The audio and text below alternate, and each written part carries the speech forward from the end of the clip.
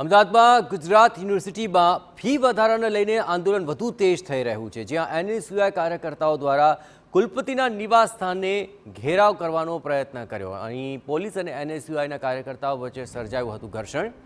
યુનિવર્સિટીએ ફીમાં પ્રતિ સેમેસ્ટર 1750થી લઈને 4500 રૂપિયા સુધીનો વધારો કર્યો હતો।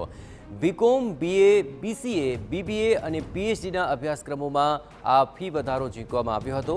આગામી શૈક્ષણિક વર્ષથી તે લાગુ પડવાનો હતો, પરંતુ ઉચ્ચ અધિકારીઓ સહિતનો પોલીસ કાફલો ઘટના સ્થળે પહોંચ્યો હતો અને એનએસયુઆઈના કાર્યકર્તાઓની ટીંગાટોળી કરીને અટકાયત કરી હતી।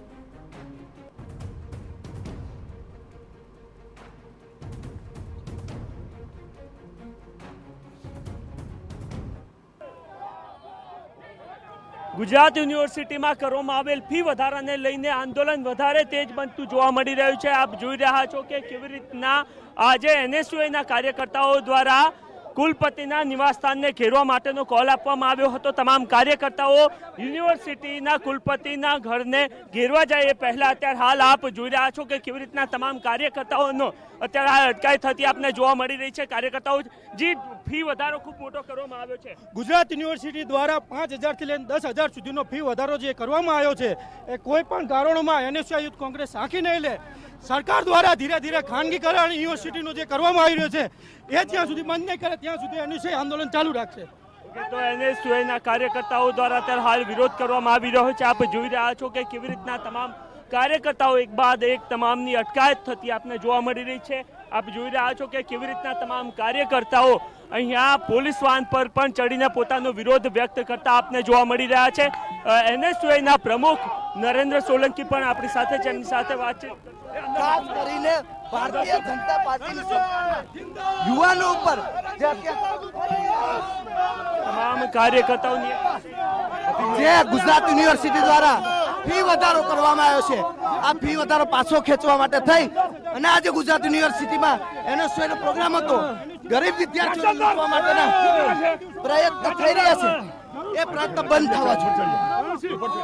કાર્યકર્તાઓ વિરોધ કરતા આપને જોવા મળી રહ્યા છે કે છેલ્લે જ્યારે એક્ઝિક્યુટિવ કાઉન્સિલની બેઠક ગુજરાત યુનિવર્સિટીની મળી હતી ને એમાં આ ફી વધારો લાગુ કરવામાં આવ્યો હતો અને ફી વધારો લાગુ કરવામાં આવ્યા બાદ અગાઉ પણ એનએસયુઆઈના કાર્યકર્તાઓ દ્વારા દેખાવ કરવામાં આવ્યા હતા અને આજે ફરી એકવાર દેખાવ કરવામાં આવી રહ્યા છે અને કાર્યકર્તાઓની માંગ સ્પષ્ટ છે।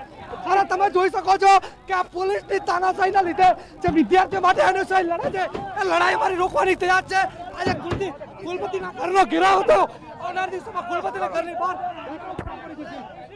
તો અત્યારે હાલ તમામ કાર્યકર્તાઓની અટકાયત કરવામાં આવી રહી છે। સૌથી મહત્વની વાત એ છે કે ગુજરાત યુનિવર્સિટી દ્વારા 1750થી લઈને 4500 સુધીનો જે ભાવ વધારો છે અથવા તો ફી વધારો છે એ કરવામાં આવ્યો હતો અને માંગ એનએસયુઆઈના કાર્યકર્તાઓની એ છે કે આ સરકારી યુનિવર્સિટી છે અને સરકારી યુનિવર્સિટીમાં આટલા મોટા પ્રમાણમાં ફી વધારો ના કરવો જોઈએ, કારણ કે રાજ્યના જે ગ્રામ્ય વિસ્તારના વિદ્યાર્થીઓ છે એ અભ્યાસ માટે અહીંયા પહોંચતા હોય છે અને જ્યાં એક તરફ ખૂબ મોટા પ્રમાણમાં ખાનગી યુનિવર્સિટીઓ બની રહી છે, ત્યારે જો સરકારી યુનિવર્સિટીમાં પણ આટલા મોટા પ્રમાણમાં ફી વધારો કરવામાં આવશે તો એ ગ્રામ્ય વિસ્તારના વિદ્યાર્થીઓ અભ્યાસ માટે ક્યાં જશે? કેમેરામેન નટવર પરમાર સાથે નરેન્દ્ર રાઠોડ, TV9।